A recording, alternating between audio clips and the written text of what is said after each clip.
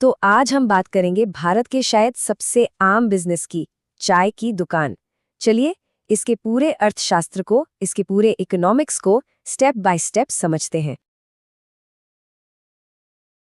हर गली, हर नुक्कड़ पर हमें एक चाय की दुकान तो दिख ही जाती है ना? लेकिन क्या कभी ये सोचा है कि ये छोटी सी दुकान असल में महीने का कितना कमा लेती है? इसके पीछे की फाइनेंशियल स्टोरी क्या है? ठीक है, तो इस सवाल का जवाब जानने के लिए हमें बिल्कुल शुरुआत से शुरू करना होगा। मतलब एक चाय की दुकान खोलने में शुरू में कितना खर्चा आता है? देखिए, किसी भी बिजनेस को शुरू करने में ना दो तरह के खर्चे होते हैं। पहला है फिक्स्ड कॉस्ट, मतलब वो खर्चा जो आपको बस एक बार करना है, जैसे कि दुकान का डिपॉजिट, टेबल बेंच, बर्तन वगैरह। और दूसरा होता है वेरिएबल कॉस्ट। ये वो खर्चा है जो रोजाना होता है, जैसे दूध, चाय पत्ती, चीनी, गैस, ये। अच्छा, पूरे बिजनेस को समझने से पहले क्यों ना हम सिर्फ एक कप चाय का हिसाब किताब देखें, क्योंकि यही तो इस पूरे धंधे की सबसे छोटी और सबसे जरूरी यूनिट है। तो मान लेते हैं कि एक कप चाय की कीमत है 10 रुपए। ये एक स्टैंडर्ड रेट है जो ज्यादातर जगहों पर मिल जाता है। अब सवाल ये है कि इस 10 रुपए की चाय को बनाने में खर्चा कितना आता है। तो देखिए, इसमें दूध का खर्चा करीब 2.5 रुपए, चीनी और चाय पत्ती का 1 रुपए और मसाले गैस वगैरह का मिला के 1 रुपए। और यानी कुल मिलाकर एक कप चाय बनाने की लागत पड़ती है करीब 4.5 रुपए। तो इसका मतलब क्या हुआ? सीधा सा हिसाब है, 10 रुपए की बेची, 4.5 रुपए बनाने में लगे, तो हर एक कप पर सीधा सीधा मुनाफा हुआ 5.5 रुपए का। अब 5.5 रुपए एक कप पर सुनने में शायद बहुत ज्यादा ना लगे, लेकिन असली खेल तब शुरू होता है जब हम इस एक कप के मुनाफे को पूरे महीने की कमाई में बदलते हैं। चलिए देखते हैं कैसे। जरा इस हिसाब को देखिए।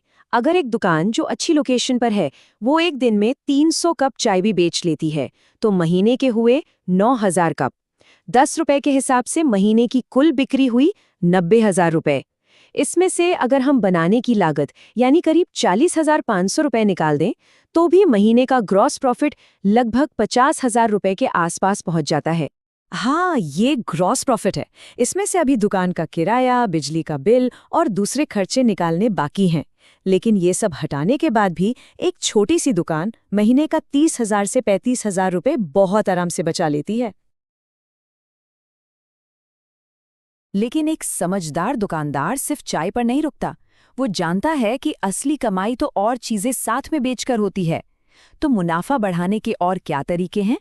सबसे आसान तरीका है चाय के साथ बिकने वाली चीजें रखना, जैसे कि बिस्कुट और नमकीन, समोसे या ब्रेड पकौड़ा, और हाँ, सिगरेट।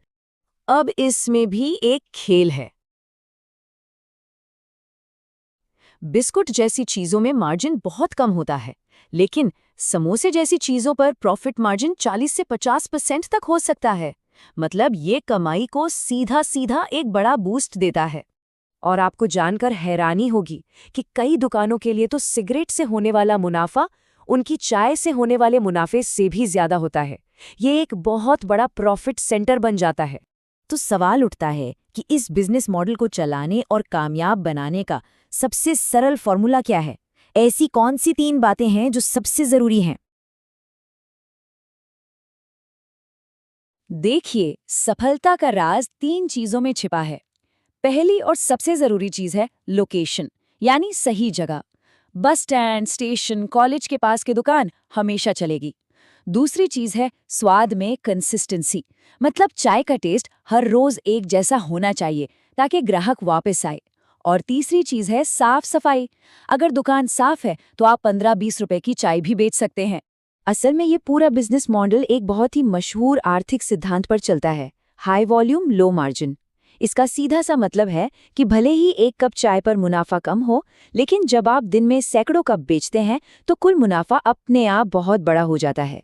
तो इन सब बातों को जानने के बाद एक सवाल मन में जरूर आता है। जिस बिजनेस में कम लागत है, इतना लचीलापन है और इतनी पहुंच है, क्या हम कह सकते हैं कि ये भारत का सबसे सफल और टिकाऊ स्टार्टअप मॉडल है?